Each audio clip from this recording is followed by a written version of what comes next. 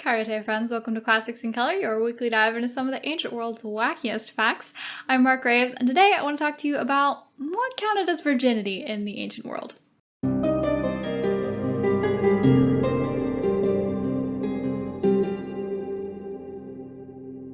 Recently, I read a great article on this by Mary Bakvarova, I think is how you say that, and it is very specifically entitled Ancient Greek Medical and Mythical Constructions of the Interaction Between Women's Experience of Sex and Birth.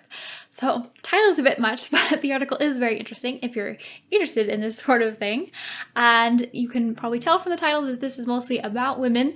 Virginity isn't as much of an issue or point of interest in the ancient world for young men, although it is often considered a rite of passage for a young man to have his first sexual encounters, and I do talk about that in my video on public brothels in Athens if you're interested in that. So she starts off her article near the beginning with a comparison to modern or almost modern Middle Eastern cultures, and there's this really striking story of a young girl who is raped, and then she gets pregnant, but the mother, when she goes to the doctor, finds out that the hymen on this girl has not been fully penetrated. It's still almost completely intact, and so she insists that the doctor perform a cesarean section abortion on her daughter so that the vagina and the hymen will remain intact and that she can continue to be a virgin and function in society accordingly.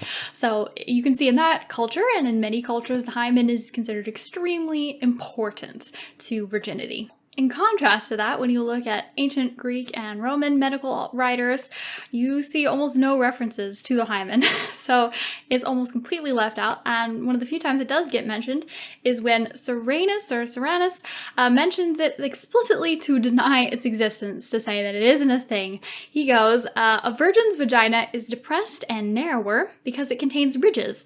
When defloweration occurs, these ridges unfold, causing pain, resulting in the excretion of blood. In fact, the belief that a thin membrane grows in the middle of the vagina and that it is this membrane that tears in defloweration is an error. So you can see that he's very adamant about this, and you might wonder, wait, why is there so much confusion about this? And Mary aptly reminds us that lady parts vary quite a bit. There are some that have very distinct hymens and some that seem to have no hymen at all and everything in between. So we can't get too mad at Hippocrates or any of these ancient authors for being confused about it or not thinking that it was a thing. So if ancient people weren't really going off the hymen, what were they going off of? Because it seems like virginity was pretty important to especially Greek and Roman men, right? And I can't totally blame them. They don't have paternity tests, so one of the only things they have to go off of is, did you have sex before you married me, in order to tell if their kids are actually their kids. So don't totally blame them there. But one thing that they did often go of was, are you pregnant or have you been pregnant? Which isn't a terrible marker, right? It's hard to have a false positive with that.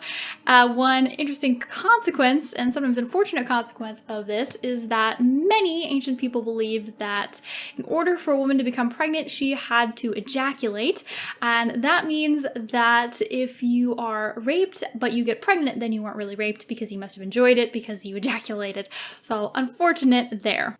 So unlike the hymen, there is actually a fair bit written about female ejaculation, so let me share a little bit of that with you. Here's a quote from Hippocrates, the father of Greek medicine. Now in women, I assert that as their vagina is rubbed and their uterus moved during intercourse, a kind of tickling sensation befalls these parts and gives rise to pleasure and warmth in the rest of their body.